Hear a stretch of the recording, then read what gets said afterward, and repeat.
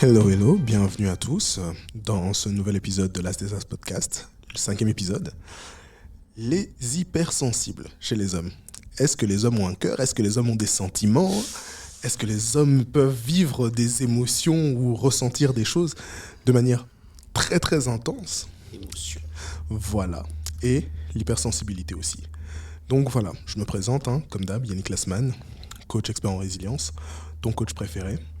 Et donc, là aujourd'hui, je voulais parler d'un sujet qu'on n'aborde pas assez, mais c'est l'hypersensibilité et surtout du côté masculin. Et j'ai deux amis, deux invités exceptionnels, toujours des invités exceptionnels, qui sont là. Et donc, je vais les laisser se présenter.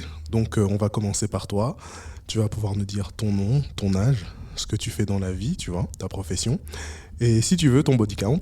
Et c'est pareil aussi pour toi. Alors moi, ça va être un peu long, mais donc ça commence comme ça. C'est Rui Sanchez Miguel Angel, Don voilà. Diego de la Vega, tu vois. C'est pour les intimes. Du coup, j'ai 38 ans. Je suis éducateur spécialisé et je travaille avec des enfants placés par le juge. Nice. Du coup, je vais passer le body count. Personne veut. Bizarrement, je ne sais pas pourquoi. Et voilà. Merci. Ok. Mais écoute, moi c'est Christian Codasso, tu me connais, 35 ans. En tant que profession, je travaille dans une boîte d'assurance, dans tout ce qui est gestion de sinistres.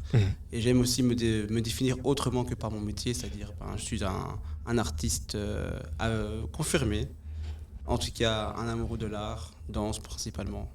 Nice. Et donc, je pense qu'en fait, dans ce panel, tout le monde aime bien la danse. Donc, voilà. Oh, oui. Mais sinon, déjà, pour mettre les choses au clair, je vais déjà définir, en fait, ce qui est la différence entre haut potentiel, qui est quelqu'un qui arrive à percevoir les émotions de manière exacerbée, beaucoup plus forte, beaucoup plus intense, et quelqu'un qui a une hypersensibilité. Donc, l'hypersensibilité, en fait, c'est aussi avoir une perception exacerbée des sens, ou de la manière de vivre en fait certaines choses qui sont liées par exemple à tes relations, à justement tes émotions, à tes sens et ouais, je pense que c'est ça. Et à ton mental. À ton mental aussi, la manière de réfléchir, la manière de penser et tout. Et justement en fait, on a l'impression de se dire bah tiens, les gens sont normaux, les gens sont pas normaux, mais là, j'ai amené un témoin parce que Christian me connaît depuis... Oui. Voilà, depuis 20 à 30 ans bientôt. Ouh là là. Et la première question que moi j'avais, en fait, c'était par quoi est-ce que se définit chez vous l'hypersensibilité? Donc, comme Christian a fini, mais que j'ai justement parlé de toi, on va faire un peu le tour comme ça, voilà. En fait, c'est assez marrant parce que avant qu'on en parle, toi et moi, je ne sais pas si j'arrivais vraiment à me définir comme quelqu'un d'hypersensible. Donc, c'était très intéressant d'avoir ce regard que tu me portes, cette perception que tu as de moi en tant qu'hypersensible. Et ça m'a permis, après réflexion, de mettre des mots sur plusieurs séquences de ma vie où j'ai pu alors du coup rattacher cette définition à ma personne. Je pense qu'il fait que je serais dans cette catégorie de personnes hypersensibles, c'est vraiment cet accroissement de sensations que je ressens dans beaucoup d'aspects de ma vie, notamment relationnel. Je pense que je suis vraiment dans cette catégorie-là où je suis quelqu'un qui a besoin de vivre de façon très intense toutes mes relations. Et c'est vraiment à partir de là que j'ai un peu eu cette réflexion de me dire, ok, qu'est-ce qui fait que je suis dans cette phase-là de ma vie? Pourquoi je ressens ce genre d'émotions aussi intensément? Est-ce que je suis le seul? Est-ce que c'est négatif? Est-ce que c'est positif? Et de là est venue un peu justement cette réflexion de me dire, en fait, tu serais peut-être potentiellement hypersensible en fait. Ouais. C'est vrai qu'on avait échangé là-dessus. Tu m'avais vraiment dit qu'il y avait certaines choses chez toi, lorsque tu vivais certaines relations, tu percevais les choses de manière exacerbée aussi. Bon, après, le côté hypersensible ou HP, ça, on ne sait pas encore, tu vois. Parce que moi, je sais que j'ai déjà fait les tests. Moi, lorsque j'ai fait ma formation de coach, tu vois, il y a quelqu'un qui travaille dans l'institut de Charles Xavier pour dépister les mutants, qui m'a dit il a le gène X, lui, tu vois. Donc, non, voilà, dédicace à Elodie, avec qui j'avais fait justement le coaching. Et en fait, elle s'occupe justement de regarder et de voir les personnes qui ont une certaine hypersensibilité. Elle m'avait fait un test et elle m'avait dit tiens, fais ce test avec ta femme et tout, tu vois. Et je regarde sur le test, je crois que tu as genre 16-18 questions, tu vois. Et je crois que tu devais avoir au moins... allez, je crois que tu devais pas avoir 5 noms pour être dans la liste. Moi, j'en avais que 3, tu vois. Sur une quinzaine, une vingtaine de questions. Et c'est là que j'ai fait ah ouais, ça va, en fait, je suis foutu, je suis dedans. À pieds joints. À pieds joints. Et après, j'ai regardé ma femme et je l'ai vue, j'ai fait hein, toi aussi. Tu vois. Donc, c'est ça.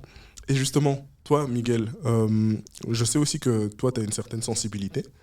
Et justement, je sais pas si toi, tu as vécu aussi ça et à quel moment est-ce que tu t'es rendu compte que justement, tu avais peut-être une perception différente, une sensibilité différente?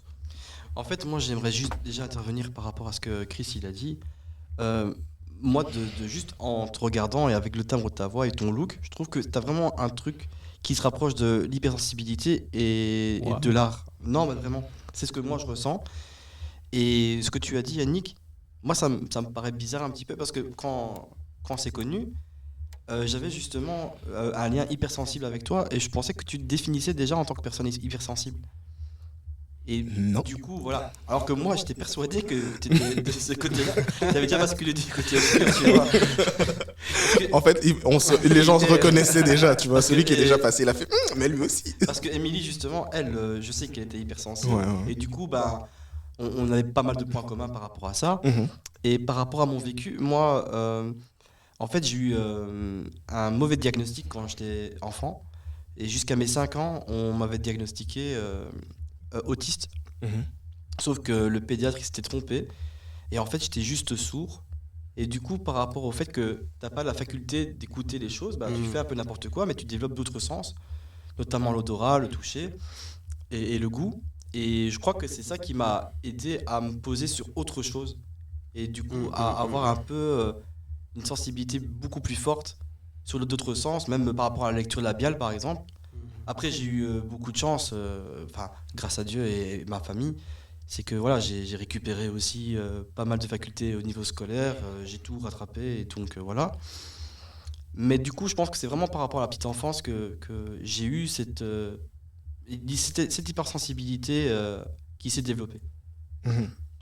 C'est vrai que, allez, la première chose que j'avais dit, c'est faire référence à Christian, c'est parce que j'ai toujours été quelqu'un qui réfléchissait énormément. Et j'ai toujours été quelqu'un qui faisait des blagues pourries. Ça continue toujours. Ça continue. J'ai toujours été.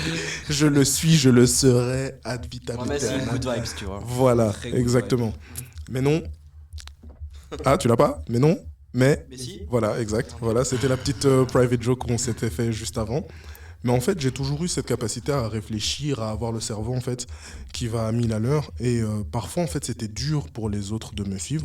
J'arrivais pas forcément aussi à comprendre ça, mais moi je trouvais ça normal. Je faisais des liens en fait facilement avec des choses, avec les jeux de mots, avec une perception exacerbée, avec une compréhension en fait complètement différente de ce que d'autres personnes en fait peuvent comprendre. Donc moi je vois un truc et je vois que d'autres personnes voient quelque chose de manière complètement différente. Et maintenant en fait en tant que coach j'ai remarqué que c'était plus émotionnel. Donc j'ai remarqué en fait que j'avais une capacité à me connecter aux émotions des gens beaucoup plus facilement, de voir et d'être affecté aussi par les émotions, de les ressentir de manière beaucoup plus intense. Et bon, même j'en parle, je commence déjà presque à avoir des frissons. Donc Ça va arriver souvent ce soir. je pense. voilà, ça va arriver souvent ce soir parce qu'il y a beaucoup de hautes énergies en fait. Ce sont des personnes avec des énergies incroyables. C'est le charisme. Voilà, le charisme, le chakra. Et en fait, c'est réellement pour ça en fait que je me suis dit, tiens, c'est important peut-être de mettre ça en avant et de se dire, ok, maintenant je réfléchis différemment, je vis les choses de manière différente, je ressens les choses de manière différente, ou je ressens énormément en fait ce que les autres pensent. Mais s'il y a d'autres personnes qui ont ça, comment est-ce que ces personnes-là naviguent dans la vie? Et c'est ça en fait la question, et c'est pour ça que je voulais faire ce podcast, et c'était vraiment pour savoir déjà par rapport à toi, comment tu navigues dans la vie au travers de cette hypersensibilité. Est-ce que ça affecte réellement ce que tu vis, tes relations, ta manière de voir les choses, la perception que les autres ont peut-être de toi? Comment tu vis ça? Comment tu ressens ça? Pour ma part, moi, c'est énormément, ça m'affecte beaucoup.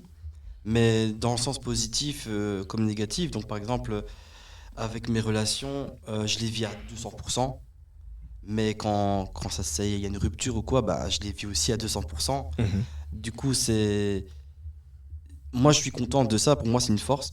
Après, il faut pouvoir être résilient par rapport à ça et pouvoir aussi intégrer des choses. Moi, je suis quelqu'un un peu comme toi aussi où je me pose énormément de questions. Je suis quelqu'un qui me remet facilement en question aussi.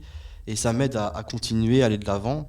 Du coup, je prends ça comme une force. Mais c'est vrai que petit, j'avais pas beaucoup de confiance en moi.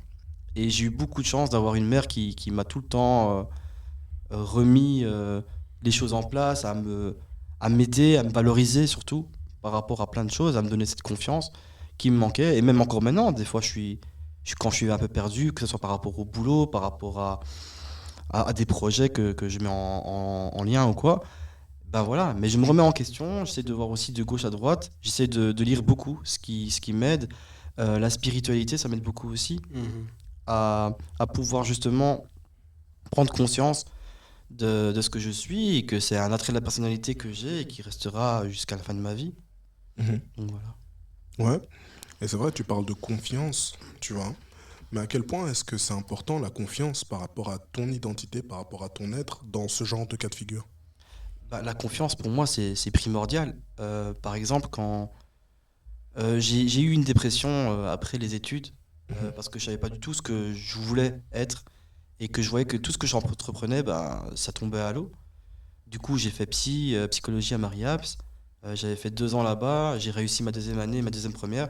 Mais j'avais tellement galéré que je ne me voyais pas continuer là-dedans. Mhm. Et puis j'ai fait éducateur spécialisé, mais par dépit, donc même pas par choix. Et en fait, les stages que j'avais fait là-bas, bah, ça m'a donné une motivation à me centrer sur moi-même déjà, et à me sentir euh, connecté au monde, et en même temps à me sentir utile à la société. Et c'est ce qui m'a beaucoup aidé par rapport à la confiance en moi. Donc moi qui pensais que je suis quelqu'un de très, enfin, c'est un peu paradoxal, mais individualiste, solitaire, je dirais plus. Mhm. J'ai besoin des gens pour me rapprocher et me raccrocher à cette confiance en moi. Et du coup, bah, c'est comme ça, c'est 3 ans où j'ai fait des stages et que j'ai vu que j'étais valorisé par rapport à d'autres personnes. Pas que seulement ma famille, mais c'était d'autres personnes qui étaient de l'extérieur et qui trouvaient des choses valorisantes dans ma manière de travailler, dans ma manière de discuter, dans le relationnel. Ensuite, je suis parti en Bolivie 6 mois Ouais.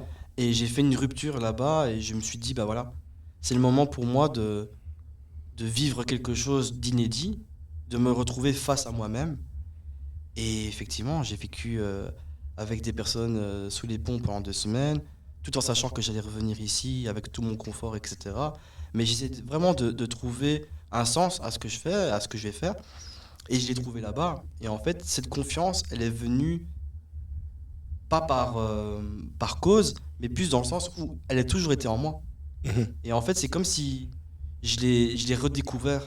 Et je me suis retrouvé en fait par rapport à tout ça. Et du coup, bah, j'ai entamé mon nouveau moi à partir de là, à trouver mon projet, mon travail, mes relations, etc. aussi. Ouais. Donc voilà. Nice.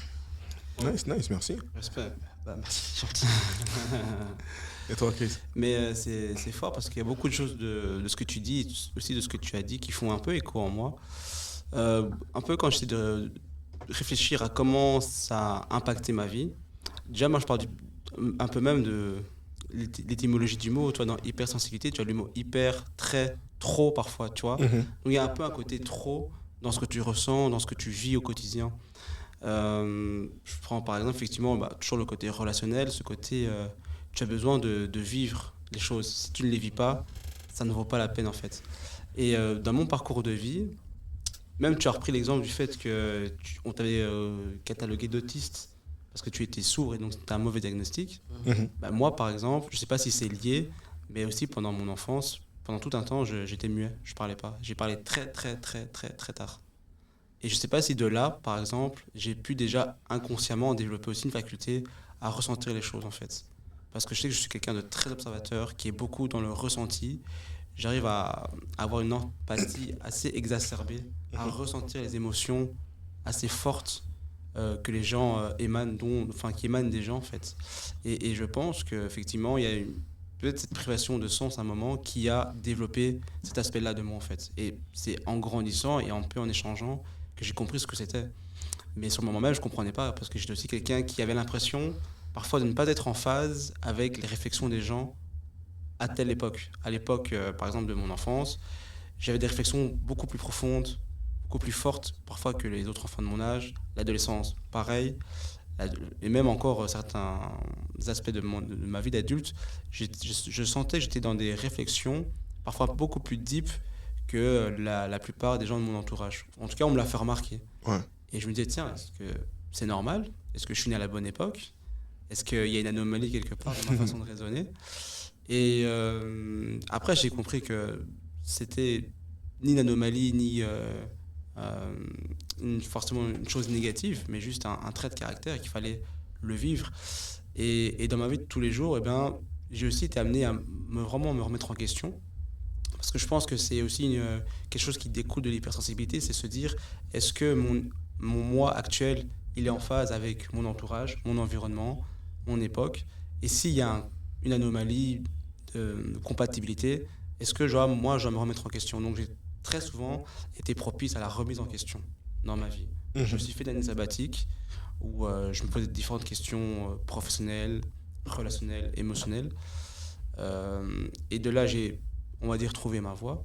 Mais j'avais toujours besoin de me sentir que ce que je faisais était vraiment ce qu'il me convenait en fait. Et ça, je pense que c'était un sentiment que je pense que beaucoup de gens, même non hypersensibles, ont, mais qui est décuplé chez les gens qui sont hypersensibles. Et que les gens qui ne sont pas hypersensibles ne peuvent pas forcément comprendre. Et dont, en fait, nous, en tant qu'hypersensibles, on a un peu le devoir d'éduquer les gens. Et pour éduquer les gens, il faut d'abord que nous-mêmes, on s'éduque, qu'on comprenne comment on fonctionne. Et je pense que j'ai mis beaucoup de temps à comprendre comment je fonctionnais exactement. Et c'est que très récemment, en tout cas ces dernières années, que j'ai enfin compris que là, je me sens vraiment en phase. Donc j'ai accepté plein de choses. Et je pense que du coup, au niveau de mon entourage, les gens acceptent ou ils comprennent que je suis un peu différent de la plupart des gens qu'ils côtoient. Et après, ben, on adhère ou on n'adhère pas, ça c'est libre à chacun. Mais au niveau de ma vie de tous les jours, j'ai accepté le fait que voilà, j'avais tel type d'émotion, tel type de ressenti, et que c'était pas forcément à moi de toujours me remettre en question, mais plutôt de rendre ça compatible avec mon environnement. Nice. Et justement, tu avais parlé de cette privation de sens, parce que moi aussi, je pense que... Enfin, j'en parlais moi aussi par rapport à moi. Mais tu as parlé... tu as parlé de la parole, en fait, que tu n'avais pas énormément parlé. Ouais. Et justement, la parole, c'est quand même quelque chose qui crée un lien entre deux personnes. Ça crée une certaine relation. Quel sens tu donnes au fait de ne pas justement avoir parlé beaucoup plus tôt? Peut-être que c'était justement la manière dont tu appréhendais les relations, ou je sais pas. Exact. Mais en fait, effectivement, le langage verbal est très fort pour lier une relation, mais en fait, le langage non verbal est tout aussi parlant. Mhm. Et ça, c'est quelque chose que j'ai compris. J'ai été très, très, très, très fort, je pense, à observer, analyser et à vraiment ressentir. Des fois, on peut se regarder dans les yeux sans se parler et je vais comprendre tellement de choses. Il y a des dialogues qui se créent sans parole, en fait. Donc, cette absence de parole, j'étais trop petit pour la comprendre, mais je pense qu'inconsciemment, même dans ma jeunesse, tu m'as connu, Mhm. j'étais pas forcément le plus extraverti. Ouais. J'étais réservé, pas timide, mais réservé. Ouais, Donc t'étais déjà, dans ton coin, ouais. j'avais déjà une espèce de barrière naturelle que je mettais entre moi et les gens. Un filtre. Un filtre, exactement. Et que les gens qui rentraient à travers ce filtre prenaient le temps de me connaître et découvraient un peu le vrai Christian. Mhm. Mais qu'aux yeux des gens, j'avais besoin d'avoir une espèce de filet de sécurité, une protection. Je peux poser une question par rapport à ce qu'il dit, ça te dérange pas? Vas-y, on en C'est par rapport à ce que tu viens de dire avant, tu disais que tu te sentais différent des autres. Mm. Mais je sais pas c'est quoi la connotation que tu donnes au mot différent, si c'est négatif ou positif.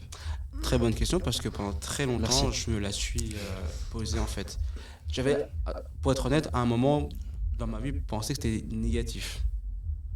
Parce que, et ça, je pense qu'on va y revenir, c'est que très souvent, on associe le mot hypersensibilité à féminité. Alors moi, je pense que c'est pas forcément genré, Mhm. mais que dans l'esprit des gens, il y a une espèce d'énergie un peu féminine qui intervient. Donc tu te poses même toi des questions sur ta sexualité. Tu te demandes, tiens, est-ce que c'est normal en tant qu'homme, parce que tu te définis dans ta jeunesse en tant qu'homme, est-ce que mes pensées, mes réflexions sont celles que je devrais avoir?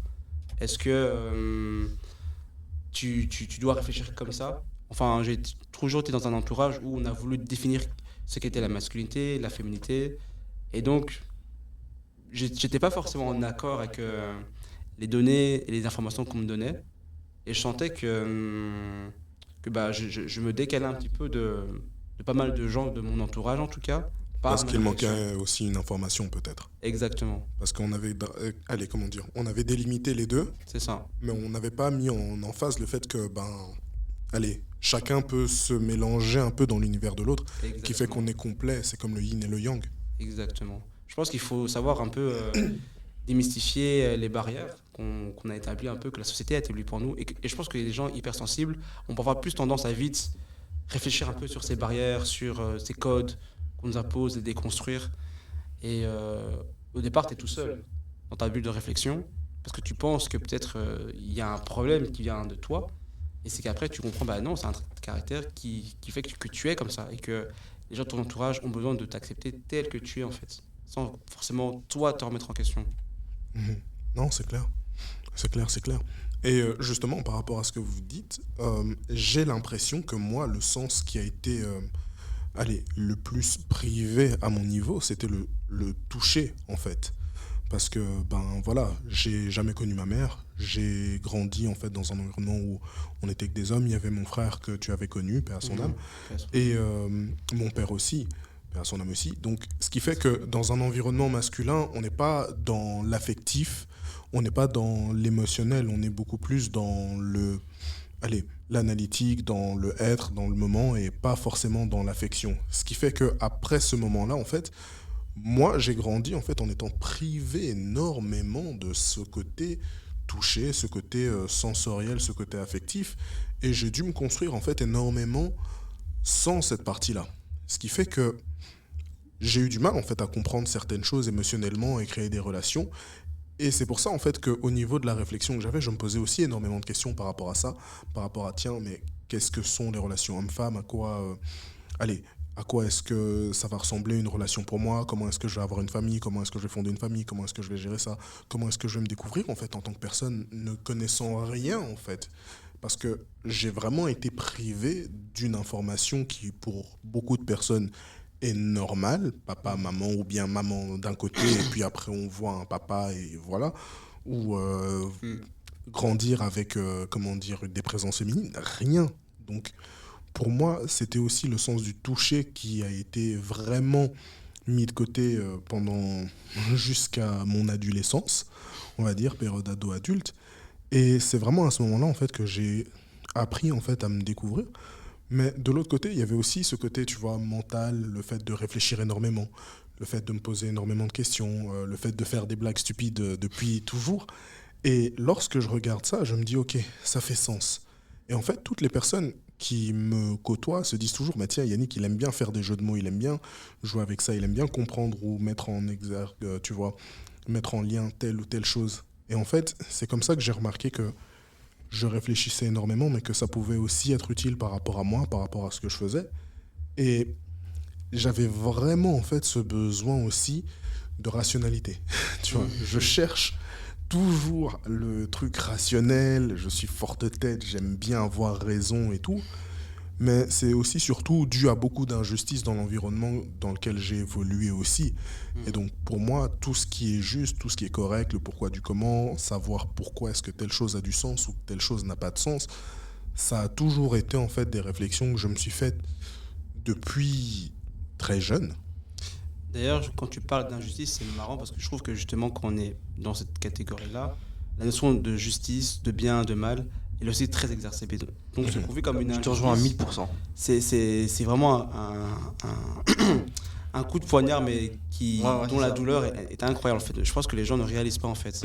Que je pense que les gens hypersensibles attribuent énormément d'affectifs dans leurs relations, amicales, Pour tout. sentimentales. Et Ouais. donc, la moindre déception, elle est vécue comme un giga cratère en fait, Ouais. un crash. Et donc, quand tu parles d'injustice, je me dis, tiens, mais comment est-ce que vous avez aussi vécu ce côté dans votre vie, parfois certaines injustices? Est-ce que vous avez eu ce ressenti-là aussi Ouais. moi, de dingue. Même chose. Mais il y a un truc aussi, allez, pour lequel justement ce côté cérébral m'a énormément aidé, c'est que j'ai appris à vite pardonner. Hmm. Je sais pas si c'est quelque chose qui vous, en fait, vous affecte aussi, mais moi je pense que j'ai appris, je sais pas si j'ai appris à pardonner par manque affectif, Mhm. par besoin de reconnaissance et pour dire ok c'est bon, je mérite d'être aimé, donc je te pardonne, donc on peut de nouveau s'aimer, ou par aspect de résilience pour me dire en fait, j'ai pas besoin d'un bagage en plus à traîner que de devoir avoir de la rancœur. Parce que j'ai appris en fait à être résilient depuis tout petit, étant donné le vécu que j'ai eu. Vécu, ouais. Et donc, pour moi, il y a des choses où consciemment, je sais que je vais pas, comment dire, m'enkyloser avec ça. Je vais pas rajouter des kilos, des kilos de bagages. Parce que comme je parle du pardon, pour moi, c'est dire, ok, je reconnais qu'il y a quelqu'un qui a fait quelque chose qui n'est pas juste. Donc ce sentiment d'injustice, il est exacerbé. J'ai de la colère, j'ai de la haine, j'ai de la rancœur. Mais en fait, au final, ça, ce que j'ai vécu, j'ai le choix de le laisser emprisonner en moi et d'infliger en fait des douleurs dans ma vie et de continuer à m'affecter ou de me dire en vérité, c'est bon, je peux pardonner cette personne, je peux avoir le cœur léger. Si cette personne veut sa rédemption vis-à-vis de moi ou vis-à-vis de Dieu, ben voilà, cette personne va faire le nécessaire. Moi, je me suis en fait délesté de tout ce que cette personne m'a fait et je prends ça comme une expérience, comme une leçon et comme un signe d'attention pour me dire, mais tiens, cette personne est comme ça, maintenant tu sais comment cette personne elle est. Donc tu pardonnes, tu avances, tu peux laisser une chance, si la personne a envie d'avoir sa chance. Mais au final, après, je continue ma vie, je continue à être heureux, je continue en fait à envoyer de la positivité aux autres personnes. Pourquoi ? Parce que si je garde la négativité que cette personne a donnée, je vais envoyer de la négativité à une autre personne et en fait ça va pas impacter seulement une autre personne, ça va réimpacter ma vie et la vie d'une autre personne et en fait ça va être une réaction en chaîne et on sait jamais en fait sur qui d'autre ça peut tomber. Et c'est pour ça que en général, je suis quelqu'un qui partage de la positivité et aussi qui met aussi des limites, tu vois, et qui se dit ok, je pense que à un certain moment, mieux vaut s'éloigner, mieux vaut un peu couper, mieux vaut éviter que je me blesse aussi, parce que je ressens et je vis beaucoup les émotions. Et dû à cette injustice, et ça aussi c'est dû à quelque chose, parce que moi j'ai appris, entre guillemets, personne va venir me sauver. J'ai de mon vécu intégré, tiens Yannick, t'as besoin d'aide, qui est là pour te sauver ? Ben, personne. Mhm. Ok, ben débrouille-toi en fait. Et donc j'ai appris à stocker beaucoup de choses, à accumuler beaucoup de choses. Et donc, ce qui fait que parfois je vis les émotions beaucoup plus fortes, parfois j'accumule les émotions beaucoup plus, et parfois j'extériorise les émotions beaucoup plus aussi. Mhm. Et parfois il y a des choses qui me font rien ressentir parce que j'ai été bloqué dans certains trucs. Et pour éviter justement en fait de nouveau être déçu ou de nouveau être affecté par certaines choses, ben j'ai mis en fait des barrières mentales de protection en fait. Et bon, là, un des trucs, le pire, c'est que j'ai pas reçu de cadeaux pendant longtemps et ma femme, elle galère à chaque fois pour m'offrir des cadeaux. Elle me dit, ouais, mais toi, je sais jamais ce qui va te faire plaisir. Je fais, ouais, mais bon, voilà, écoute. Mais je pense que c'est le paradoxe de l'hypersensibilité, hein. Tu ressens beaucoup de choses, mais comme ça t'affecte énormément, tu mets encore plus de barrières. Parfois parce que tu as peur de ressentir, tu as peur d'être blessé en fait. Et moi aussi, pendant très longtemps, j'ai voulu, par exemple, toujours dans le domaine des relations, ne pas avoir de relations parce que j'avais peur de souffrir. Parce que je sais la douleur que ça crée chez moi. Et c'est une façon de me protéger en fait. Donc tu mets des barrières physiques, mentales, pour te protéger en fait. Parce que tu connais la douleur. Mhm. Tu sais où, dans la douleur ou la joie, tu sais ce que ça crée, mais quand c'est de la douleur, c'est une sensation que tu ne veux pas revivre en fait. Mais du coup, par rapport à ce que Yannick il dit, toi, tu réagirais comment ? Comme, Dans le pardon, dans le pardon ou, C'est moi vrai. je pense que dans la dernière option, moi je pense que j'ai beaucoup été dans la rancœur parce que j'ai tellement accordé d'importance à certaines valeurs comme l'amitié, l'amour, quoi, la confiance, que lorsque je sens une déception, elle prend parfois des proportions exagérées. Et je le conscientise parfois, hein. Je me dis, mais pourquoi tu t'en fais? Tu n'es pas responsable tu n'es pas décisionnaire du ressenti des gens. La seule chose dont vraiment tu peux décider, c'est comment ça t'affecte. Mais je sais que pendant très longtemps, j'ai eu des combats vraiment internes à comment gérer le pardon, la rancœur. Et à un moment donné dans ma vie, j'ai décidé de prendre le dessus, de me dire de ne pas me laisser dévorer par la rancœur. Donc maintenant, je sais que je peux être capable de pardonner, ça me demande toujours du temps, mais justement par souci de ne pas être dans la rancœur. Je sais pas comment toi tu l'as vécu. Moi, en fait, pas du tout. Comme vous l'avez dit, moi, je suis quelqu'un de très extrême. Ça veut dire que moi, c'est soit blanc ou soit noir. Il n'y a pas entre les deux. Et c'est un combat de tous les jours parce que je dois essayer de trouver un équilibre par rapport à ça.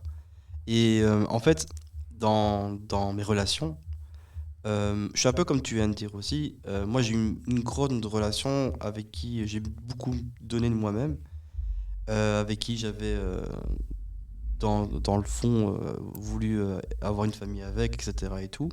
Et j'étais tellement déçu de cette relation-là que j'ai plus voulu souffrir. Et du coup, ben, j'enchaînais des relations sans lendemain. Puis je me permets des plans cul. Et j'attendais rien parce que. Et dès qu'il y Attention, avait... c'est un mot interdit. Pardon, c'est mon éditeur, Attention. et Des du- rencontres. Non, vas-y, des plans cul, voilà. Du coup, j'enlevais. Non, je vais pas dire. Donc voilà. Que Et, personne n'applaudisse.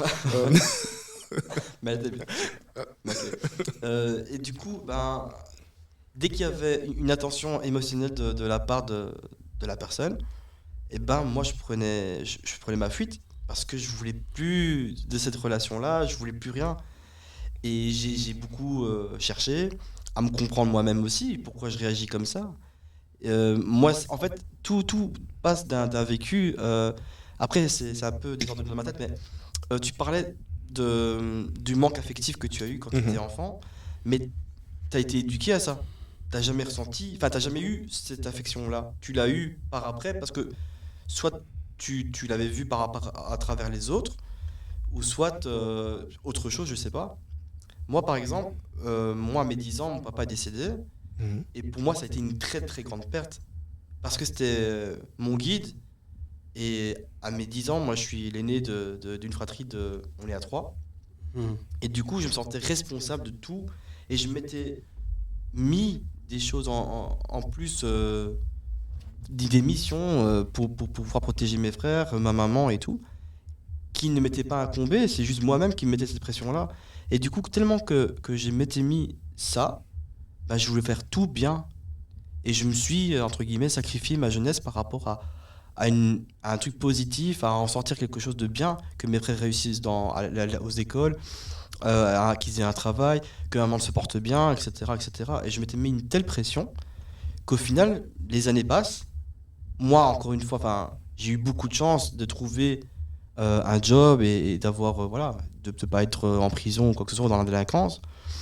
Mais cette pression-là qui est venue, dans le sens, ça a été un moteur pour moi, parce que ça m'a donné un sens à ma vie. Mais d'un autre côté, je pense que je suis aussi parti à autre chose. Et donc c'est un peu compliqué. Donc le manque affectif, moi, je l'ai vécu comme une déchirure. Mhm. Et quand je m'étais mis avec une de mes ex, où j'ai mis en lien, mais involontairement, tu vois, c'était même pas quelque chose de voulu, et que je mettais tellement de confiance en cette personne-là dans cette relation, que quand ça s'est fini, ça a été le néant, c'était chaotique. Et du coup, voilà, après, j'ai beaucoup lu, j'ai beaucoup fait de spiritualité par rapport à ça. Pendant 2 ans, j'ai tout enlevé en termes de relations pour pouvoir me recentrer sur moi-même et voir finalement ce que j'ai envie et ce que je veux. Et j'en suis là maintenant pour l'instant. Donc voilà. C'est fort parce que tu as utilisé le mot pression, Mhm. se mettre de la pression, et c'est vraiment quelque chose que je peux approuver parce que j'ai le sentiment aussi que, de par ma nature, je suis aussi du genre à me mettre moi-même énormément de pression. Je suis assez hermétique à la pression extérieure, Mhm. mais la pression que je me mets moi-même, elle est tellement plus intense en fait. Et donc parfois ça a été un peu autodestructeur. Mhm. Des fois, en fait, il n'y avait pas lieu de se mettre une telle pression, généralement dans le cadre d'une relation, ou même réaliser une tâche que je m'impose, mais j'ai cette envie d'y arriver, parce que je ressens le besoin d'y arriver, d'être sans doute validé aussi, et de faire plaisir aussi à l'autre, parce que je pense que c'est ma conception du bonheur, c'est je dois faire ça pour faire plaisir à l'autre, parce que je pense qu'il va encore plus m'aimer comme ça. Et donc, du coup, il y a ce côté, effectivement, où j'ai parfois aussi ressenti, waouh, mais tu te mets une pression. Et c'est par la suite, en lisant des choses, en consultant des psychologues, en discutant aussi avec les personnes avec qui j'étais en relation, que j'ai réalisé que, mais en fait, je me mets tellement de pression, est-ce que c'est normal? Mm. Sans vouloir dire que l'hypersensibilité est une anomalie, mais il y a forcément quelque chose qui fait qu'on se sent à part de la plupart des gens qu'on côtoie. Donc déjà, qu'est-ce que c'est que la normalité? Ouais. Comment on la définit? Et est-ce que cette pression qu'on se met, est-ce qu'elle est légitime ou pas? Ça, c'est vraiment des questions que je me suis posées pendant très longtemps. Et justement, avant que tu reviennes à ces questions, et on va reparler aussi peut-être de ce qu'on considère normal, il y avait la question de, tu vois, quand tu sais qu'il y a quelque chose qui est censé être, mais tu sais que c'est pas comme ça, Mhm. eh ben c'est ça en fait par rapport au manque affectif. Tu vois? Ok. Ça veut dire que j'ai grandi en fait en voyant autour de moi des choses qui sont censées être. J'ai grandi en voyant... allez, tu vois, c'est une petite anecdote, tu vois. Je sais pas si tu te rappelles, nous avions fait un petit tournage lorsque nous étions plus jeunes à Saint-Augustin. Oh my god! Oh, ce dossier-là! C'est un vieux dossier. En Ouh. fait, il y avait un épisode de Joséphine Ange Gardien qui avait été tourné à Saint-Augustin. Et donc, on a eu des faux parents qui nous ont accompagnés, en fait, tu vois. Et déjà, à ce moment-là, j'ai vu qu'il y avait quelque chose de différent, tu vois. Et le fait est que, tu vois, tout le monde qui ont des papas, des mamans, mais que moi, entre guillemets, j'ai une maman de substitution, ça fait en fait quelque chose de se dire, ok, t'as des gens qui savent ce que c'est, en fait. Et donc, t'arrives chez des amis, tu vois, et en fait, même si je savais que c'était différent, les autres le voyaient, les autres ressentaient. J'étais un peu écorché, j'étais abîmé de par mon vécu, et donc ça se voyait. J'étais en fait le petit Yannick qu'on avait envie de protéger, en fait. Tu vois? Et donc c'est comme ça que je le remarquais, et que de toute façon, même toutes les personnes, les mamans de mes amis de l'époque aussi, l'ont vu, l'ont ressenti de cette façon-là, et je pense que même à l'heure actuelle, on le ressent encore, tu vois. Et quand tu dis, tu vois que des choses sont différentes, par exemple, le fait de se dire, ok, moi j'ai pas eu mes parents, tu vois, mais après, moi il y a eu le décès de mon frère pendant que j'étais en secondaire. Et je vois en fait une de mes camarades de classe qui est en train de faire une scène ou quoi, de péter un câble quasi en classe, parce qu'il y avait ses parents qui se disputaient, parce qu'ils vont se divorcer et tout. Et en fait, j'ai pété un câble. J'ai pété un câble parce que j'accumulais tellement de choses. Je lui ai dit, mais en fait, tu te rends même pas compte qu'il y a des gens qui n'ont même plus de famille. Et toi, tu es en train de pleurer, mais tu as encore tes deux parents. Tu as encore toute ta famille. Et moi, j'ai plus rien et je me plains pas comme toi, tu es en train de te plaindre. Tu as encore la chance d'avoir les gens qui sont autour de toi. Profites-en, c'est pas si dramatique que ça, en fait. Et j'ai pété un câble comme ça dans la classe. Et c'est à ce moment-là, en fait, que tu te dis, il y a des choses qui sont pas normales. Il y a des choses qui sont pas normales ou le vécu que j'ai n'est pas normal. Donc, dans le sens n'est pas conventionnel. Mhm. Ça veut dire que la normalité, ce sont les normes. Ce sont les choses qui sont censées être, ce sont les choses qu'on les perçoit dans... Allez, telles que la nature est censée les avoir amenées. Tu vois, un enfant est censé venir au monde avec un papa et une maman. Donc, forcément, si un enfant est là, c'est qu'il y a quelque part un papa et une maman. Donc, c'est une norme. Ensuite, le fait que on se dise, bah, tiens, comment ça se fait que certaines personnes ont plus facile avec cet élément-là de leur vie que tel autre élément? Ça veut dire que tu regardes par rapport à la norme, tu dis ceux qui réussissent, ils sont un peu dans la norme, dans les moyens, ceux qui sont les cancres sont comme ça, ceux qui sont les intellos sont aussi comme ça. Et en fait, au fur et à mesure que tu vois ce qui se passe dans la vie, c'est qu'il y a toujours une base stable qui fait que c'est la norme. Et quand je regarde que on me perçoit différemment parce que je parle différemment, parce que j'ai une couleur différente, parce que tu vois, quand tu es dans une école par exemple et que, allez, vous êtes 10 noirs sur, tu vois, sur la secondaire, Ici, c'est la minorité, c'est moi. mais c'est pas grave, c'est pas grave. Mais au-delà du fait de l'apparence, tu vois, c'est le comportement, les codes, les cultures, la perception. Tout ça, en fait, fait que dans un certain endroit, tu es normal, dans un autre endroit, tu ne l'es pas forcément. Et en fait, plus tu rajoutes, en fait, plus tu reconnectes certains points, plus tu arrives à te dire, en fait, moi, comment est-ce que je me situe par rapport au monde extérieur? Et c'est ça, en fait, pour moi, entre guillemets, la façon de voir la normalité, c'est de me dire, ok, où est-ce que je me situe par rapport au monde extérieur, par rapport aux gens que je perçois, par rapport aux gens que je vois, par rapport à la manière dont je parle, la manière dont je réfléchis. Est-ce que j'ai quelque chose de plus? Est-ce que j'ai des lacunes? Et au final, c'est comme ça, en fait, que moi, j'ai fait ce travail-là de me dire, bah, je suis pas normal, en fait. Et en fait, excuse-moi, en fait le manque d'affection, est-ce que c'est le point culminant par rapport à, à ta personnalité, à ton identité, pardon, à ton identité? C'est genre, est-ce que quand tu te définis en tant qu'Yannick, par rapport à l'aspect qui t'englobe, que ce soit la sociétale, culturelle, tout, est-ce que le fait que tu as un manque d'affection, est-ce que c'est le point culminant qui te manque par rapport à tout ça, ou c'est quelque chose qui te rallie justement à ce que tu es devenu, Yannick maintenant, marié, qui a des enfants, qui a fondé sa famille, tu vois? En fait, c'est plus... Mais on peut se poser des questions, hein. Non, mais ce qui se passe, par rapport à ta question, ce qui est plus mis en avant, c'est un tout. Ça veut dire que c'est l'accumulation de... J'ai jamais connu ma mère. J'ai grandi avec mon père, mais il est décédé. Mon frère est décédé. J'ai vécu de l'injustice. J'ai vécu des choses qui sont difficiles. J'ai eu des manques. Et en fait, c'est vivre dans l'insatisfaction constante.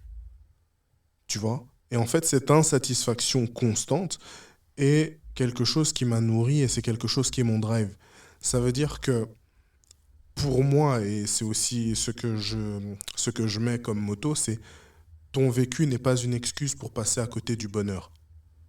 Et en fait, pour moi, ça revient à ça. Ça veut dire que toutes ces choses qui sont accumulées m'ont rendu insatisfait. Donc je veux plus, je veux vivre plus, je veux expérimenter plus, je veux ressentir plus d'émotions. Et je veux vraiment, en fait, l'extase du bonheur, entre guillemets. Pourquoi? Parce que ça a tellement été accumulé que j'en ai besoin maintenant. Et je pense que c'est ça qui m'a aidé à me définir en tant que le Yannick que je suis actuellement. D'où ben tiens, j'ai des relations, j'ai des potes, ok, ben on délire bien. Je suis avec ma femme, on en profite. Je suis avec les enfants, quand j'ai envie qu'on fasse quelque chose, qu'on le fasse bien. Qu'on aille, qu'on profite, ben tiens, qu'on regarde un nouveau film, qu'on aille au cinéma, même s'ils sont petits, elles arrivent déjà à regarder des films, donc voilà. Je peux témoigner. Voilà. Et c'est vraiment le fait de vivre les choses de manière intense, de les expérimenter. D'où le nom, bien entendu, Golden Experience, Coaching, bien entendu. You know, ladies. You know, pour ceux qui savent, ils savent. J'avais juste 2 points. Toujours par rapport à la normalité. Et c'est une question pour vous deux au final. J'ai essayé de définir la normalité par rapport aussi, comment dirais-je, donc à mon entourage et donc mes origines, étant de la diaspora, enfin descendant africaine. Forcément, je pense que mes parents ont une idée de ce qu'est la normalité qui est peut-être différente de ce qu'est la normalité pour la société en général. Est-ce que vous, de par vos origines, parce que toi tu m'as dit tu as des origines espagnoles, toi comme moi congolais, est-ce que vous avez senti qu'aussi il y avait des codes qui étaient beaucoup peut-être durs en tant que justement enfant d'expat, enfant d'immigrés par rapport à la normalité générale? Parce que je me suis toujours dit, est-ce que mes parents sont pas un peu sévères par rapport à ce que devrait être la normalité? Est-ce que dans une famille, je vais un peu être vulgaire, de blanc, mon hypersensibilité aurait été tout de suite comprise, tout de suite expliquée, sans que moi j'ai à faire ce processus tout seul dans mon coin? Où est-ce que je veux dire? Oui. Tu veux commencer ou... Je t'en prie, vas-y. Merci, c'est gentil. Du coup, par rapport à moi, j'ai eu beaucoup de chance que, avec ma maman, elle est très dans la psychologie, donc du coup, elle a accepté le fait que je sois hypersensible, m'a beaucoup aidé par rapport à ça, en me valorisant, etc. Maintenant, par rapport à moi, c'était un peu plus compliqué, parce que quand je partais en Espagne, on me faisait ressentir que j'étais étranger, Et quand je venais ici en Belgique, c'était un peu exotique, tu vois. J'étais un petit peu le garçon qui vient d'Espagne, tu vois, un petit peu à l'époque de Carlos, etc. et tout. Et du coup, bah, je me suis construit soit mon identité par rapport au fait que je vais montrer, représenter que je suis espagnol. Donc beaucoup le drapeau rouge, jaune, rouge, à m'habiller un petit peu comme un espagnol, à être comme toi un petit peu le prototype de ce que je voyais comme modèle espagnol. Et j'ai grandi comme ça. Et par la suite, bah, je me suis dit, bah non, au final, l'Espagne m'a rien apporté. Certes, j'ai la culture, j'ai les plats que ma maman cuisine, on parle espagnol avec ma grand-mère. J'ai appris aussi l'espagnol, j'ai vécu là-bas aussi, mais je suis né ici en Belgique et j'ai construit ma vie ici en Belgique. Et du coup, ben, le modèle, au final, c'est moi, comment je me construis, pas par rapport aux autres, mais par rapport à moi-même. Et c'est comme ça que je me définis. C'est que pour moi, je suis pas plus espagnol ou que belge, c'est que je suis moi, avec mon identité, avec ce que j'ai vécu, avec mon expérience, et je suis Miguel. Donc voilà. Je sais pas si ça répond à ta question. Ouais, je vois. Pour moi aussi, c'est un peu la même chose. Parce que j'ai complètement été déraciné. Tu vois, je viens d'une époque, en fait, où c'était... comment on appelle ça? Parce que, tu vois, c'est l'intégration forcée. C'est la surintégration. Ouais. Ça veut dire, tu viens du bled, tu viens du Congo, tu viens de ton pays, peu importe. Ouais. Et en fait, ce que font les parents à ce moment-là, c'est qu'ils t'adaptent à la culture du pays dans lequel tu viens, et on laisse en fait la culture du pays où tu es né sur le côté. Ce qui fait en fait que j'ai grandi en étant complètement coupé de la culture congolaise, tu vois, de par mon père, et de par mes tuteurs, mon tuteur aussi, qui lui était aussi un membre de la famille, qui lui aussi en fait n'a pas mis ça en exergue. Pourquoi? Parce que lui aussi il avait déjà fondé sa famille, donc famille belgo-congolaise, et déjà qui avait de la mixité, donc ce qui fait que cette partie-là en fait, cette partie africaine, je ne l'ai eue que à partir du moment où je me suis connecté en fait à des personnes de la culture africaine. Donc moi je sais que de sang je suis congolais, de être d'origine, de par mon vécu, de par tout ce que le Congo a de plus beau, c'est en moi. Mais ça n'a pas été un trait déterminant de ma personnalité. Ok. Donc, c'est plus reconnaître le côté afro, le fait de se dire, tiens, j'ai grandi avec des Arabes, des Guinéens, des Camerounais, des Béninois surtout, tu vois, qui sont ma famille de cœur, en fait, aussi, que je me suis redéfini. Mais j'ai été baigné dans leur culture, mais j'ai pas appris à parler d'autres langues, et le lingala, je ne l'ai pas. Donc pour moi, apprendre à me définir, c'était apprendre en fait à naviguer dans la vie et se dire qui est Yannick au travers de tout ça en fait. Et j'ai plus eu du mal à me découvrir moi en tant que personne que en tant que Belge ou en tant que Congolais, ou, tu vois. Et dû à tout, tous les intérêts multiculturels que j'ai, je me dis, voilà, je suis un enfant du monde, en fait. Exact. Tu vois, c'est pour ça que quand on me dit, ouais, t'es de quelle origine? Tu vois, je dis, je suis Congobo, tu vois. Pas Congo moche ou congolais, je suis Congobo. Donc, voilà, et c'est par ce jeu de mots aussi que j'ai retrouvé, enfin, que j'ai, comment dire, embrassé mon identité à moi en tant que Yannick, tu vois. Ouais. Le Congobo, c'est Yannick. Mais il n'y a pas un moment où tu as envie de peut-être te reconnecter par rapport à ta terre, ou je sais pas, c'est une question. Hein. Bien sûr. Et c'est ou un manque, ou pas du tout, ou peut-être que tu n'as pas du tout ce manque-là, ou par rapport au lingala par exemple. Ou... Eh bien, tu vois, lorsque je dis, tu sais qu'il manque quelque chose, tu vois, lorsque tu grandis, lorsque tu vois, eh bien, ça, je le vois maintenant en tant que père.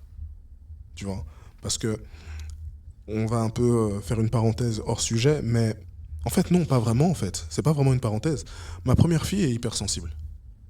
Ma première fille est hypersensible, et donc, elle a une perception exacerbée de son environnement. Ça veut dire qu'elle est métisse, mais elle se pose toujours beaucoup de questions sur, mais tiens, quelle personne est de telle couleur? On va voir tel tonton, il est de quelle couleur et tout, tu vois. Et elle, en fait, parce que l'environnement dans lequel elle grandit, il est blanc, elle a envie d'être blanche, en fait. Elle se dit, mais tiens, les cheveux vers le haut, donc les cheveux afro qui vont vers le haut. Non, mais moi, j'aime pas. Pourquoi? Parce que les princesses que je regarde sont comme ça. telle princesse, telle princesse, telle princesse, et maman ressemble à une princesse parce que maman est blonde aux yeux bleus, donc moi aussi je suis un peu une princesse quelque part. Et le fait de réfléchir comme ça, de se dire, en fait, elle a très très facilement conscience de son environnement, elle apprend très très vite, elle a un sens logique qui est hyper développé, euh, elle a aussi un sens du goût et de l'odorat qui est aussi très très développé. Elle arrive à percevoir, parler et comprendre des choses beaucoup plus facilement que la moyenne. C'est une extraterrestre, entre guillemets. On la voit, ça se voit par rapport à ses profs. Et il y a des trucs où je me dis, ça vient de moi. Il y a d'autres choses où Émilie, elle dit, enfin ma femme dit, voilà, ça c'est moi aussi. Et on se reconnaît en fait. Et là, en fait, comme tu dis, il manque une pièce du puzzle. La pièce du puzzle, c'est mes origines. Tu vois? C'est là en fait que je vois qu'il manque une pièce du puzzle parce que elle a des cheveux plus lisses, ma deuxième a des cheveux beaucoup plus crépus. Ça fait déjà une différence. Mais elle ne baigne pas du tout dans la culture congolaise. Donc, ne serait-ce que pour leur identité à elle, la pièce du puzzle qu'il me manquait pour me construire est une pièce de puzzle qui leur manque parce il leur manque une partie de mon identité, en fait. Enfin, entre parenthèses, le poulet à l'arachide, c'est terrible aussi. Voilà. Mais comme tu disais, tu vois, et Ça, comme vous l'avez national. dit, voilà. Mais je me suis reconnecté par rapport à ma culture, La nourriture, un peu la partie d'une musique, culture, voilà. Le fait de prendre soin aussi de s'aimer, de prendre soin de notre peau, de nos cheveux, d'arriver à accepter, ne serait-ce que cette partie de notre identité, qui est quelque chose qui n'est pas tout le temps donné dans notre culture aussi, tu vois. Et c'est pour ça que même là, je suis là en train de me faire des locks et tout, et je me dis, ouais, ça fait partie de la culture afro, et c'est une coiffure que j'adore maintenant, tu vois. Et c'est un peu ce fait de se reconnecter, et heureusement, ce qui est le plus beau là-dedans, c'est que ma femme est ma partenaire. Donc ce qui veut dire qu'elle a aussi grandi en étant baignée dans la culture afro, et c'est ça qui fait cette combinaison des deux. Parce qu'elle est aussi hypersensible, parce qu'elle comprend la culture afro, parce qu'elle me comprend moi, parce qu'on est dans un mélange où nous sommes baignés dans la culture l'un de l'autre. Et c'est comme ça, en fait, que on arrive aussi à naviguer au travers de ça. Et que certaines pièces qui me manquent, par exemple, elle peut les combler de par sa sensibilité ou de par le soin qu'elle a, son amour et autres, tu vois. Ouais. C'est vraiment intéressant parce que justement, je vous ai posé cette question-là parce que moi, enfin, sans vouloir rentrer dans le cliché, j'avais l'impression que tout ce qui était discussion qui avait attrait à l'hypersensibilité, le relationnel, les sentiments, était quelque chose de très compliqué dans des familles souvent d'origine africaine, parce qu'on n'a pas eu cette habitude, cette éducation à parler de nos sentiments. C'est quelque chose qui est assez pudique dans ce genre de famille. Une simple anecdote. La première fois que j'ai été consulter un psychologue, je l'ai fait de ma propre initiative. J'avais, à mon avis, 19 ans. Et j'ai Mais c'est un truc de blanc. presque ça. En fait, pour la petite anecdote, donc, j'avais été un peu en cachette. Mais il se trouve que donc, c'était un psychologue qui était dans une autre ville que celle où j'habitais à ce moment-là. Et il se trouve qu'un jour, ma mère m'a vu dans cette ville-là. Elle s'est dit, mais tiens, qu'est-ce que tu faisais là à cet endroit-là, à ce moment-là? Elle ne voyait pas trop le lien. Et moi, j'avais pris le parti pris d'être honnête, d'être transparent et de lui dire, bah, écoute, j'ai été voir un psy. Et je me souviens que c'est quelque chose qu'elle n'a pas réussi à intégrer, pensant que si moi j'avais besoin de voir un psychologue, c'est qu'il y a peut-être quelque chose qui n'allait pas, un problème, et que donc elle avait un peu raté son éducation, alors que moi à ce moment-là j'avais été plus pour essayer de me comprendre des choses en moi qui étaient là enfouies. Alors forcément, très souvent dans l'esprit des gens, on va voir un psy parce qu'il y a un problème, mais pas forcément. Moi en tout cas c'était pas dans cette démarche-là, mais j'ai surtout senti l'incapacité à ce moment-là de sa part, et je n'en veux absolument pas, mais à vraiment comprendre ma démarche. Alors que je pense que évidemment c'est propre à beaucoup de parents, même hors famille africaine, mais j'ai remarqué que c'est un sujet très sensible à des personnes qui sont originaires du Sud. Ça peut être Méditerranée, Afrique. Et donc c'est pour ça que j'en étais revenu à m'interroger sur, tiens, est-ce que de par mes origines, il n'y a pas aussi ce côté-là de moi qui est différent à comprendre Ça, c'est parce que culturellement parlant, il n'existe pas de psychologue en Afrique. à mon sens. C'est un sujet qui est plutôt tabou, ou qui n'est pas en tout cas assez décomplexé comme en Europe. Mhm. En Ou en Occident, Amérique. En Amérique, c'est très décomplexé. Et donc, pour en revenir à la psychologie, l'hypersensibilité, bah, tu vas dire ça au Congo, par exemple, on va te dire, mais c'est quoi en fait l'hypersensibilité? Donc, je n'ai pas grandi uniquement dans l'environnement congolais. J'étais un peu, comme toi, baigné dans plusieurs choses. Mais j'ai remarqué que c'était d'autant plus compliqué de comprendre moi-même ce que c'était parce que je n'avais pas des relais autour de moi dans mon enfance qui permettaient de comprendre ce que c'était en fait. C'est vraiment en grandissant et en faisant mon propre chemin, mon propre vécu, que j'ai commencé à comprendre, ah en fait c'est ça. Et donc ouais, donc je pense que le milieu dans lequel on a baigné n'a pas été forcément un vecteur favorable à comprendre directement ce qu'on était. Et ta maman, maintenant, elle comprend le fait que t'as été voir un psychologue ou elle n'arrive pas encore à assimiler ça ou... Je pense que c'est un épisode qu'elle a préféré oublier parce qu'on n'en a plus jamais reparlé. Je pense qu'elle est plutôt du genre à vouloir discuter entre nous de problèmes, mais je pense que même dans la discussion, il y a des choses, et encore une fois, je ne lui en veux pas parce que c'est son vécu, qui irait au-delà de sa compréhension. Mhm. Il faut juste accepter la personne telle qu'elle est, et je pense que dans son vécu à elle, dans son bagage émotionnel, affectif, elle n'avait pas cette compréhension de ma part pour certaines sensations. Par exemple, encore une fois, pour revenir du côté de ma famille, et je pense dans beaucoup de familles africaines, sans faire trop cliché, mais tout ce qui est de l'ordre des ruptures sentimentales ou autres, n'est pas un sujet qui va être Prioritaire. prioritaire. On va te dire, mais allez, oublie, c'est bon, c'est pas important. Un homme ne pleure pas, enfin, ce genre de choses-là, sans vouloir trop être caricatural, mais il y avait beaucoup de ça. Mais et c'est intéressant que toi, maintenant, tu es dans un environnement où tu as créé, t'as fondé ton propre foyer, enfin, qui est assez métissé, du coup, par tes origines et celles d'Émilie, et que ton propre enfant soit du coup hypersensible. Je n'ai pas encore d'enfant, mais c'est une question où je me dis, mais tiens, si j'ai un enfant qui a la même sensibilité que moi, je me pose la question, mais tiens, comment est-ce que j'arriverais À gérer ça. à gérer ça, à traduire un petit peu cette sensibilité, à lui expliquer. Donc ça, c'est un peu des choses que tu pourrais partager. Et aussi, je me dis, tiens, est-ce que dans votre recherche, non, toi tu es quasi, mais en général, est-ce que dans votre recherche relationnelle, est-ce que l'hypersensibilité a été un critère de recherche pour vous ou pas? Chez les personnes que vous rencontriez? Genre que la personne soit hypersensible? Ouais. Pas du tout. Donc, Moi, j'avais un type physique et pas du tout personnalité mental, ou quoi que ce soit. En fait, moi, je partais du principe que si elle me plaisait physiquement, j'allais la connaître, la découvrir, et je suis un petit peu comme ça partout dans mes relations, que ce soit amicales aussi. Ouais. C'est donner la confiance. Moi, je suis quelqu'un qui donne la confiance directement à tout le monde.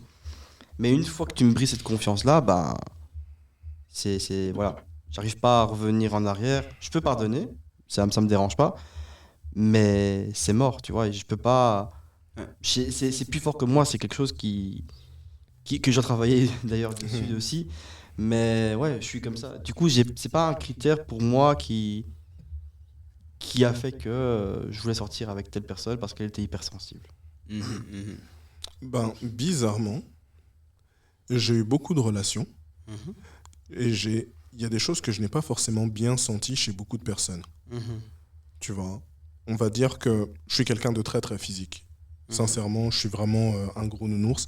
Pour moi, le physique, c'est quelque chose de très très important et l'affectif, c'est quelque chose de très très important parce que c'est toujours quelque chose qui m'a manqué. Donc, j'avais besoin d'une personne qui soit hyper démonstrative, hyper affective, hyper dans le toucher. Dans le tactile. Donc, voilà, dans le tactile. Ton love language, on va dire. Voilà, c'est ça en fait.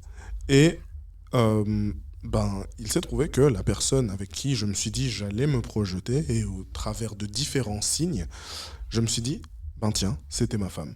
Et donc c'était une sorte d'évidence pour moi et ça a été comme ça en fait que ça a été mis en place. Mais c'est pas forcément quelque chose que j'ai calculé en fait, parce que je n'étais pas forcément conscient de ça.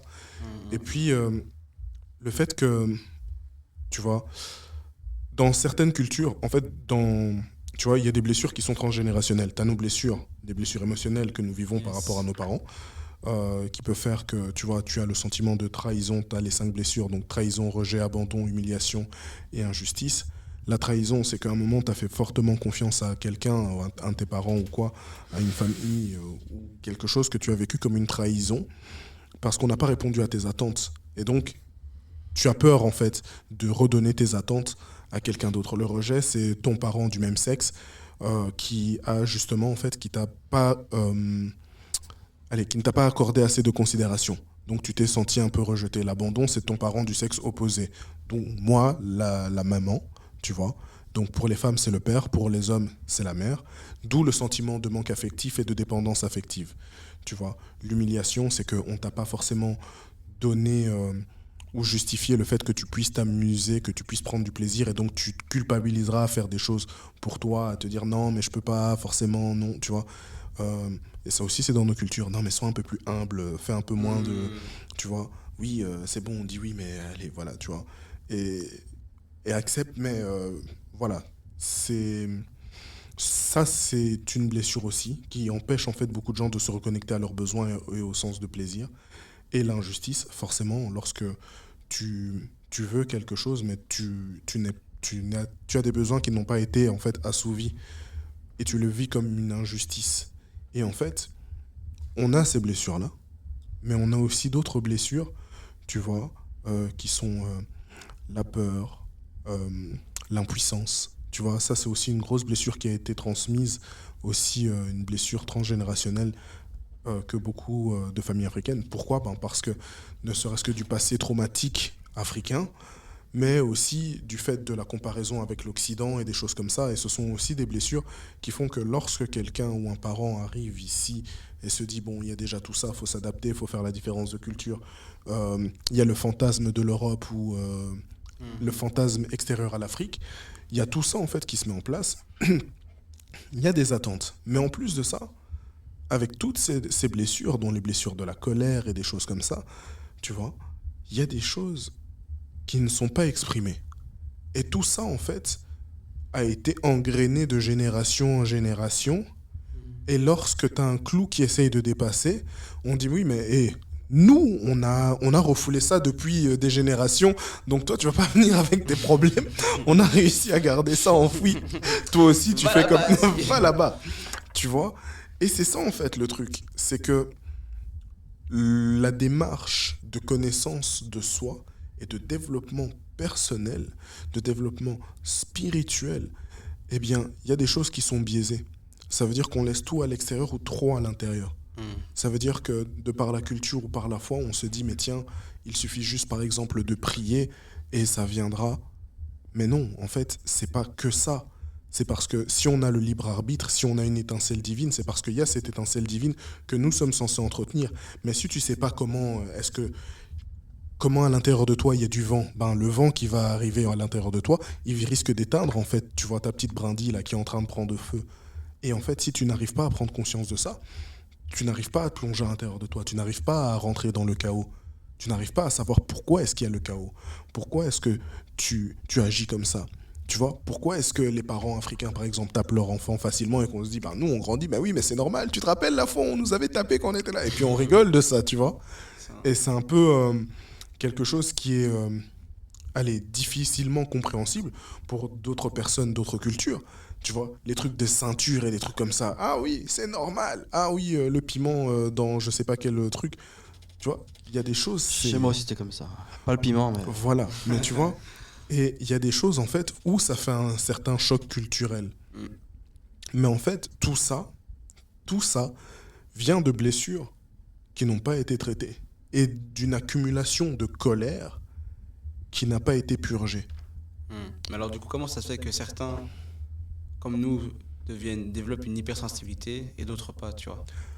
Parce que l'être humain est fait pour s'adapter à son environnement pour pouvoir survivre. On a compris qu'en fait, dans l'environnement dans lequel on n'était plus obligé d'être aussi fort, mais beaucoup plus intellectuel. Ça veut dire que pour survivre, tu dois pas être le plus fort, tu dois pas être le plus musclé.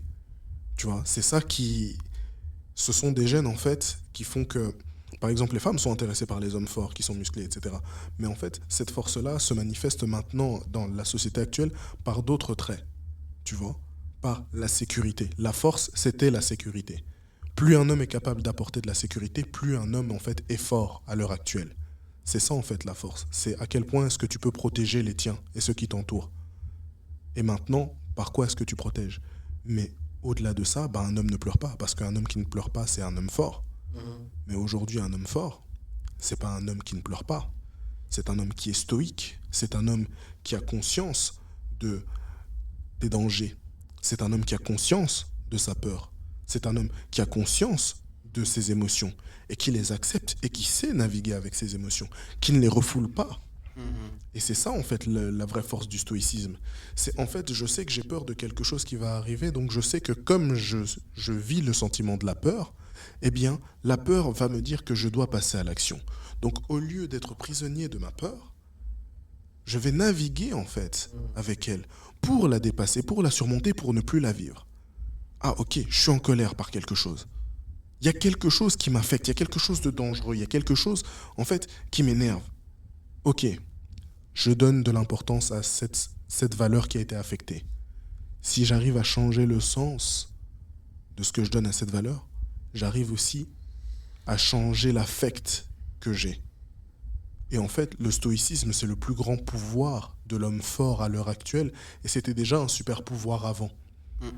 Et en fait, le problème, c'est que les gens confondent refouler ou ne pas être affecté, qu'on ne voit rien, à du stoïcisme. Du coup, tu penses que la définition du stoïcisme, c'est compatible avec l'hypersensibilité? Bien entendu. Ça va de pair, moi je dirais. En Bien fait, sûr. quand je te disais que l'hypersensible, tu peux voir quelque chose de positif là-dedans, c'est vraiment ça. Ça veut dire que si tu le brasses vraiment en tant que tel et hypersensible, tu es conscient de tes fragilités, mais tu es conscient aussi de tout ce qui est positif et qui amène de ça. Et à partir de là, le stoïcisme, il vient avec, quoi, tu vois. Et j'ai même une question. C'est qui l'homme le plus fort entre deux hommes? Celui qui n'arrive pas à regarder ses faiblesses en face et qui les enfouit, ou celui qui arrive à les regarder en face et qui arrive à aller de l'avant? Forcément la deuxième option. La première option serait un peu plus vue comme fuir les choses, donc une forme de lâcheté quelque part. Non, refouler. Après, Oui, refouler. c'est un modèle qui était d'avant, tu vois. Parce qu'on avait ce modèle en disant, l'homme, comme tu dis, l'homme ne doit pas pleurer, l'homme doit faire ceci, l'homme doit faire cela, etc., etc. Et en fait, tu refoules tes émotions, mais au final, t'es Tu ne jamais les en comprends accord. pas. Mais t'es jamais en accord avec tes émotions. Moi, j'ai par exemple mon papa qui était quelqu'un de très taiseux et qui avait vécu le décès de son père très très mal, tu vois. Et il est parti dans la boisson à s'alcooliser pour pouvoir oublier. Et c'est quelque chose que ma maman, après, quand j'étais plus grand, me racontait. Et elle avait fait face à un dilemme, elle a dit, écoute, soit je prends les enfants, ou soit tu continues tes conneries et tu restes avec les boissons. Mon père, après, voilà, il a arrêté du tout, mais il y a eu le dilemme qui passait par là. Et là aussi, c'est la même chose, c'est que mon père était dans une famille où il devait justement montrer qu'il pleurait pas, qu'il n'y avait pas cette souffrance-là, et qu'il a tout refoulé en lui. Après, malheureusement, la vie a fait qu'il est parti d'un cancer. Mais c'est là où moi je trouve qu'on est dans une époque où c'est beaucoup plus démocratisé, je trouve, le fait que l'hypersensibilité existe chez les hommes et qu'on doit y aller de l'avant, tu vois. Même n'importe quelle culture ou quoi. C'est que je trouve que la plus belle preuve, c'est toi, par exemple, au fait que tu vas avoir un psychologue ou que tu es en accord avec tes émotions. Moi, je trouve ça vraiment un truc génial. Parce que pour moi, tu t'accomplis en tant qu'homme, tu t'affirmes en tant qu'homme. Je vois pas du tout la faiblesse là-dedans, tout au contraire. Tu oses regarder la part sombre en toi, tu oses plonger et te dire, voilà, je me pose la question pour savoir en fait de quoi je suis fait et pourquoi je suis comme je suis, tu vois. J'ai la sensation qu'au moment où on vit ce genre de phase, on le vit très souvent mal, en tout cas à mes débuts, mais qu'en passant par là, effectivement, il y a un côté par lequel on se renforce. Donc on devient plus fort mentalement, plus blindé mentalement. Et c'est pour ça que très souvent, je pense, dans l'imaginaire des gens, hypersensibles, c'est être trop émotif. Alors que ce n'est pas forcément ça. C'est juste être en accord avec des émotions qui sont exacerbées, qui sont fortes. Mais au fur et à mesure de notre parcours de vie, c'est apprendre à vivre en accord avec ces émotions, un peu comme un flux d'eau, un flux d'énergie et savoir un peu comment le guider, l'orienter dans son corps, dans ses actions Bien sûr. et dans ses pensées en fait. Oui, c'est en fait la réalisation que ta perception d'événements ou de certains domaines de la vie, en fait, est exacerbée plus que la moyenne, en fait. Ouais. Et c'est pour ça que un des plus grands mots qu'il y a, tu vois, les maladies. Ça, tu vois, j'ai une amie qui me dit la maladie, tu découpes le mot, il est marqué mal, M-A-L, et puis A, et puis dire. Le mal a dit. Mais en fait, lorsque tu vois ce qui se passe, c'est que lorsqu'un individu n'arrive pas en fait à gérer ses émotions, les refoule, etc., c'est ça qui crée les maladies. C'est ton corps qui te dit qu'il y a quelque chose, qui t'envoie un signal. Et en fait, on est dans une ère où on voit de plus en plus de personnes de différentes cultures avoir certains mots, tu vois, qui sont toujours centrés et peut-être ciblés sur certaines communautés. Tu vois, t'as beaucoup de gens qui sont beaucoup dans la colère, donc tout ce qui est là. Et en fait, l'exemple du père de Miguel, comme ce que Miguel a dit justement, c'est qu'au lieu d'affronter parfois ces démons-là, en fait, se nourrissent de nous. Et comme on est bloqué dans le paradigme, dans le fait de mettre des lunettes pour voir le monde en mode « je suis un homme fort », donc pour maintenir en fait le cadre, tu vois, l'armure, pour la maintenir, j'ai besoin d'un substitut. Ce substitut, voilà, c'est celui-là. Et en fait, on est beaucoup dans le fait de prendre des substituts, mais de ne pas accepter notre faiblesse pour la surmonter. Ouais. Et c'est seulement en fait lorsqu'on arrivera à passer par cet état de vulnérabilité, de faiblesse, qu'on arrive à se renforcer. Parce que nous tous ici, nous allons à la salle. On a déjà fait du sport. Comment est-ce qu'on renforce un muscle? La répétition. La répétition. Qu'est-ce qui se passe lorsque tu fais des répétitions? Ton corps l'assimile et du coup, normalement, après 100 ou 1000 mouvements, Qu'est-ce qui se passe c'est avec ton automatique. muscle? Il se casse. Il se déchire. Il se Ah. déchire. Des micro-fissures. Et parce qu'il est passé par des états de micro-fissures, Il s'agrandit pour comprendre. il devient plus fort, reconstruit. plus résilient. C'est la même chose avec nous en fait. J'aime On bien passe par l'image. des choses des micro-fissures. On est obligé en fait, mais se dire on va continuer jusqu'à ce que notre muscle s'arrache, personne n'est assez bête pour le faire en fait. T'imagines, t'as une déchirure musculaire, tu vas te dire bon les gars, c'est pas grave, je continue. C'est là la limite, elle est maigre entre la déchirure et ce que cette micro-fissure Ouais. que tu renforces. Parce qu'en fait, il y a un peu une sorte de jeu d'équilibriste Mhm. mental où effectivement tu peux sombrer dans de la dépression, ce qui m'est aussi arrivé, Mhm. parce que tu es en conflit avec tes émotions, en fait. Elles te submergent. Oui. Et quand dans ton exemple, j'adore l'analogie, effectivement, tu muscles ton intelligence émotionnelle, tu muscles ton intelligence relationnelle pour comprendre que tu peux, malgré tes fissures, te reconstruire et te renforcer, en fait. Et j'aime beaucoup ta comparaison. Merci. Et justement, qu'est-ce que vous avez fait justement pour arriver à trouver un équilibre dans tout ça? Moi, je vais faire écho à ce que tu as dit tout à l'heure au tout début. Tu as parlé de foi, de spiritualité. Moi, je pense que ça a été un vecteur qui m'a aidé justement à mettre des mots sur pas mal de choses. C'est l'introspection, à travers la spiritualité, la méditation et dans ma façon de vivre aussi, la danse. Parce qu'à travers la danse, il y a une communion avec la musique. Donc, c'est beaucoup de ressentis. Et donc, ce sont un peu des moments d'isolement, un peu, où je me fais un peu une introspection sur moi-même. Donc, pour ma part, ça m'a beaucoup aidé. Tout ce qui est méditation, spiritualité, et à travers ça, l'art, et notamment la danse, la musique, pour vraiment canaliser mes émotions et les retranscrire d'une autre façon. Moi, je rejoins totalement ce que tu dis. L'introspection, beaucoup. Énormément de lecture aussi, m'intéresser à plusieurs choses.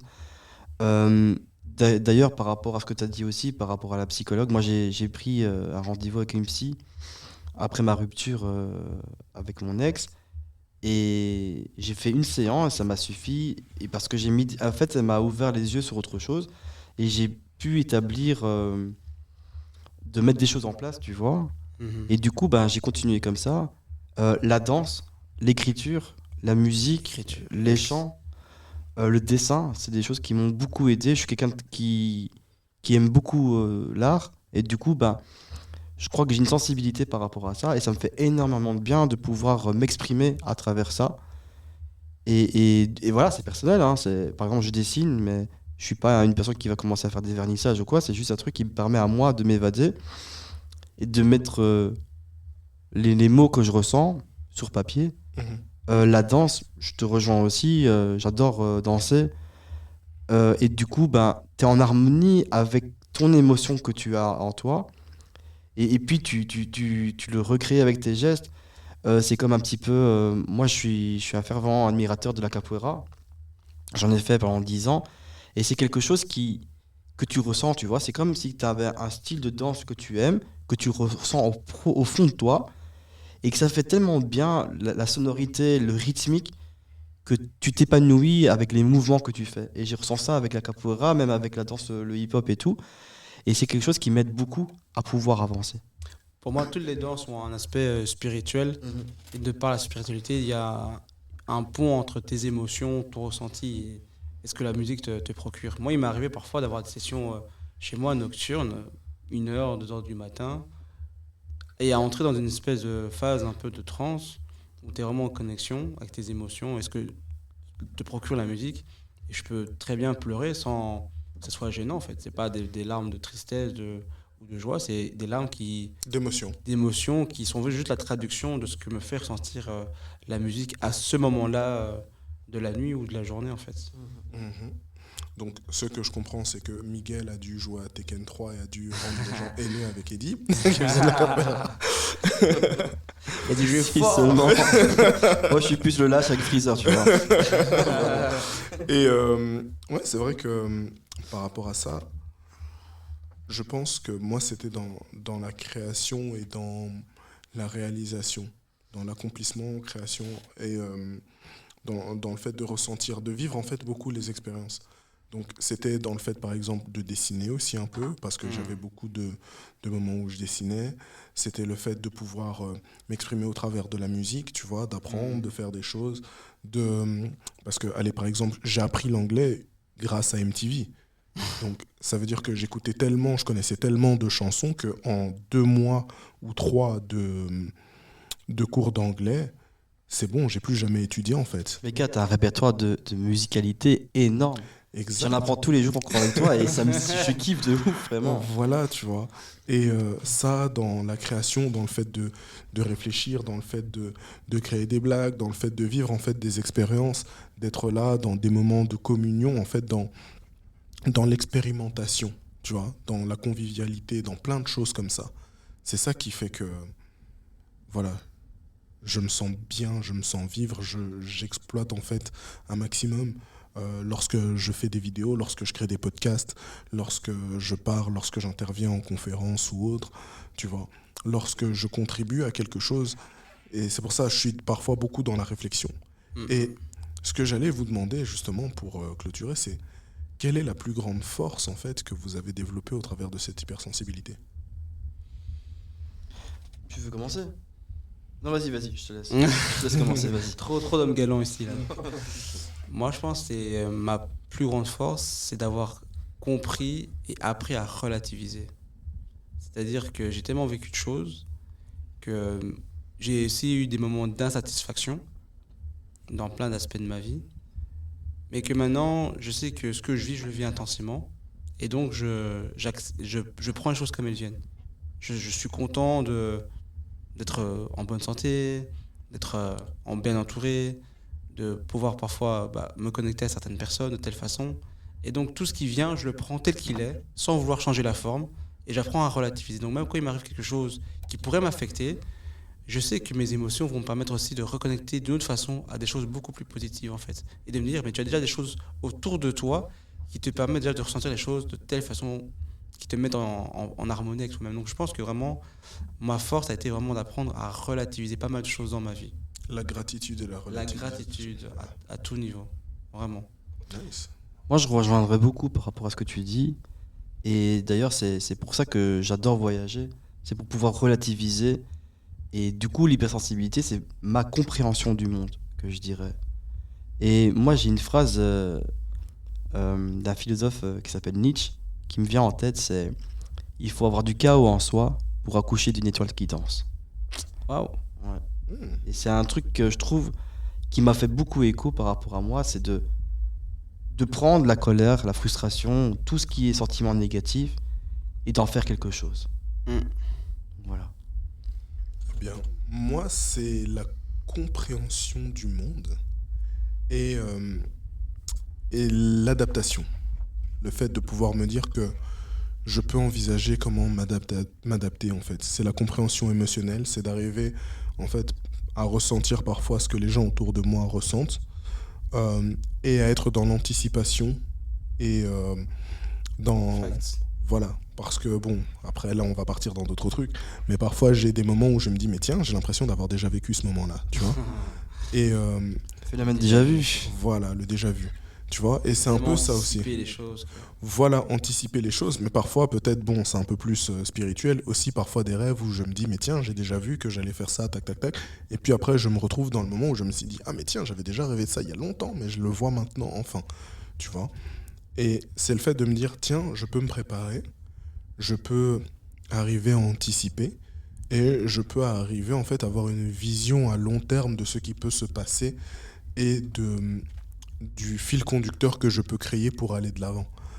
C'est vraiment ça, c'est le fait de me dire, d'accepter, de faire avec ce que j'ai, et aussi, tu vois, il y a ce côté acceptation, de faire avec ce que j'ai, parce que parfois je suis pas toujours dans la gratitude, tu vois, vu que pour moi c'est un peu bon, ouais, bon, je dois faire avec ce que j'ai, mais je peux quand même continuer à aller de l'avant, et justement, de pouvoir se dire, si j'arrive à changer les choses avec les cartes que j'ai en main, si j'arrive à faire un bluff ou à gagner quelque chose de plus, et ben voilà, j'arrive à comprendre mon environnement, comprendre les gens, comprendre les pensées, comprendre les émotions, comprendre les besoins, arriver à analyser.